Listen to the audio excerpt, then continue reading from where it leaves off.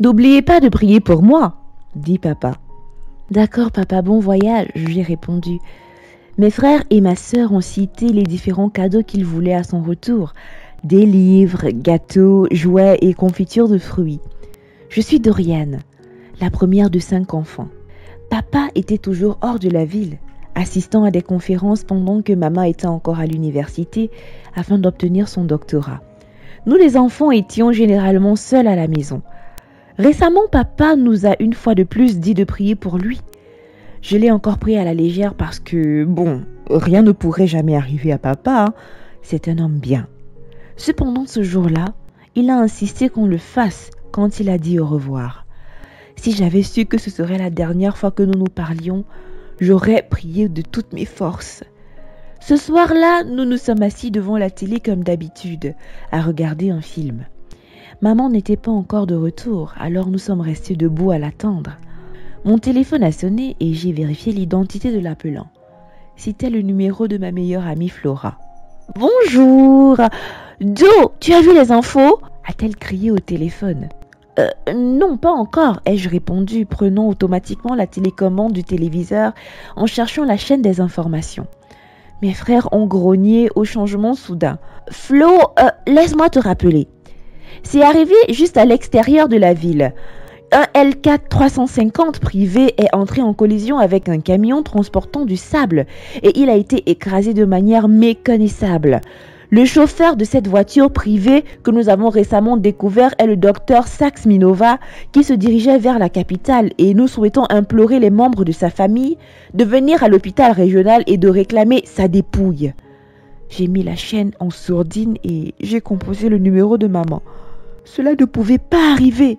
« Bonjour maman, j'ai entendu la nouvelle bébé, je suis en route, a-t-elle dit, puis a coupé l'appel. J'ai rassemblé tout le monde dans la salle de prière et je leur ai dit que nous devions prier. J'ai été choquée de voir à quel point j'étais forte. Je ne m'inquiétais pas, je ne tremblais pas. J'étais complètement stoïque. Nous avons commencé à prier et à parler en langue. Pendant que nous prions, je me suis rappelé comment papa nous avait dit de prier pour lui, mais je l'avais pris à la légère. Des larmes ont coulé sur mes joues. J'étais hors de contrôle et je me suis mise à crier. Je ne pouvais pas continuer à prier.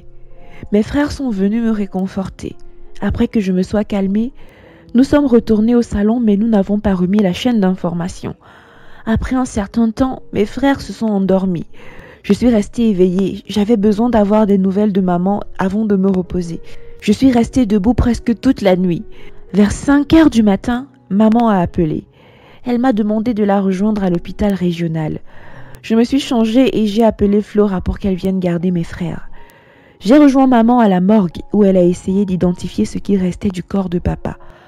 Nous avons identifié sa montre, son bracelet, sa bague, bien qu'elle était tordue, puis du sang. Beaucoup de sang dans la voiture. J'ai essayé de contrôler mes larmes qui menaçaient de couler, mais je n'ai pas pu.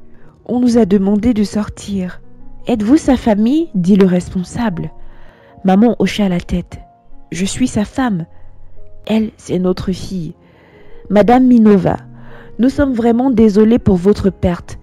Voyant qu'il ne reste plus beaucoup du corps de votre mari, nous vous conseillons de l'enterrer plus tôt que possible. Il n'y a pas grand-chose qui reste à laver et à mettre à la morgue. » J'ai sangloté plus fort et maman m'a réconfortée. Nous sommes sortis et sommes d'abord rentrés chez nous. Comment maman a fait, je ne pourrais pas l'expliquer. Dieu est vraiment fidèle. Elle a parlé à mes frères du décès malheureux de papa. Les médecins disent que nous devrons commencer l'enterrement dès que possible. Cela a pris 1 mois et la cérémonie d'enterrement était faite. Nous sommes entrés en deuil. Il m'a fallu un certain temps pour me réadapter à ma routine normale. Rien n'était plus pareil après le décès de papa. Les couleurs de la vie sont devenues ternes. Mes journées sont devenues inintéressantes et sombres. J'ai perdu tout intérêt pour l'école et pour tout. Je ne pouvais pas manger. Je ne pouvais pas dormir. Je suis devenue l'ombre de moi-même. Papa était mon monde.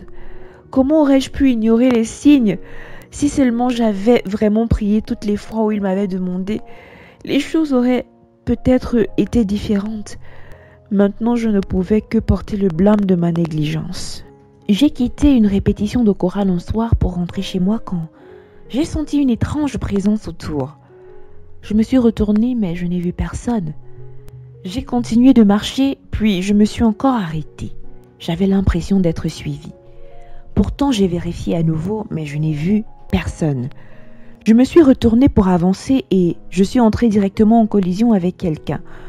Avant que je ne puisse crier, un tissu a recouvert mes narines et je me suis évanouie.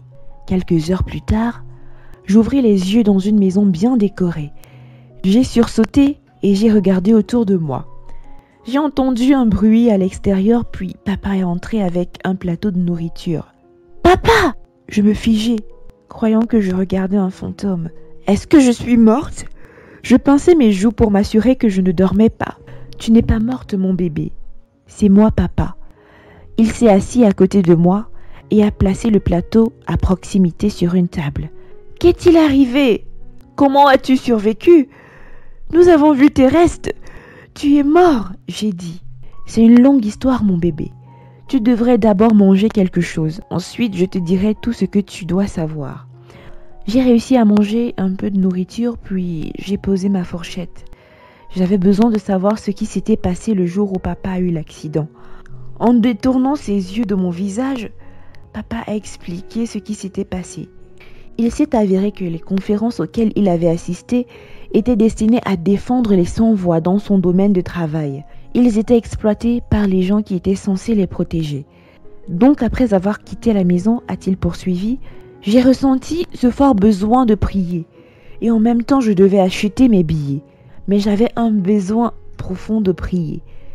J'ai envoyé le chauffeur chercher mes billets pendant que je suis restée à l'hôtel. La prochaine chose que j'ai su, c'était des informations à la télé. Puis peu de temps après, j'ai reçu un appel de quelqu'un que je ne connais pas, mais qui m'a dit que je devrais rester hors du radar parce que les gens contre qui je me bats en ont après ma vie. J'ai écouté dans le silence total pendant que papa continuait à expliquer comment il avait réussi à rester caché. Après cela, nous avons appelé maman et mes frères pour qu'ils nous rejoignent. Heureusement, papa avait préparé les documents pour quitter le pays. Une semaine après nos retrouvailles familiales, nous avons quitté le pays et nous avons vécu heureux pendant des années. Quelques années plus tard, les personnes qui ont intenté à la vie de papa ont été tuées par des attaques rebelles.